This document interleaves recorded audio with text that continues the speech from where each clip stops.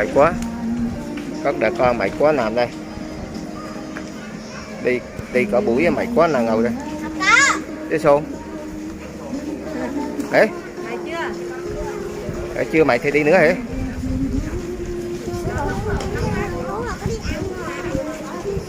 Đấy. Không có mày luôn. Cái đoàn người đi.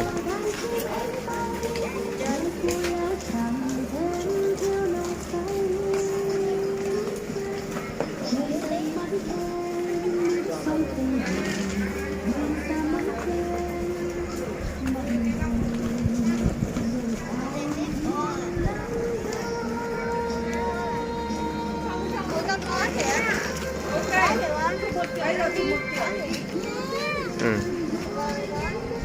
Có nhỏ.